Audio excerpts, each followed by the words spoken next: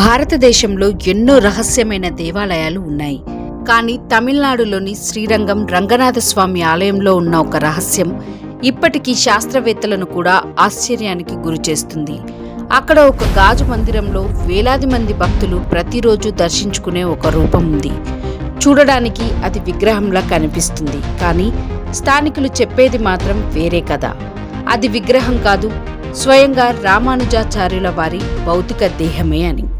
11వ శతాబ్దంలో జీవించిన రామానుజాచార్యులు హిందూ ధర్మంలో వైష్ణవ సాంప్రదాయానికి గొప్ప ఆచార్యులు. ఆయన భక్తి, జ్ఞానం, ఆధ్యాత్మిక శక్తి వల్ల లక్షలాది మంది ఆయనను దైవస్వరూపంగా భావించారు. కానీ ఆయన మరణించిన తర్వాత జరిగిన సంఘటననే ఈ మిస్టరీకి కారణమైంది.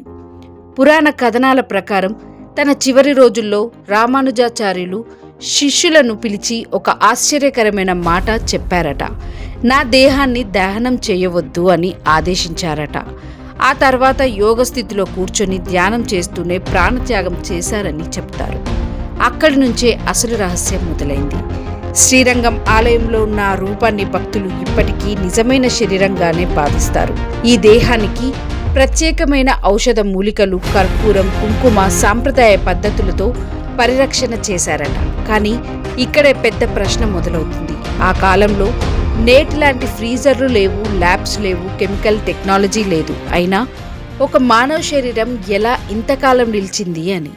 కొంతమంది చరిత్రకారులు చెప్తున్నది ఏమిటంటే అది నిజమైన దేహం కాకపోవచ్చు, కాలక్రమేణా ఔషధ పూతలతో సంరక్షించబడిన పవిత్ర రూపం కావచ్చని.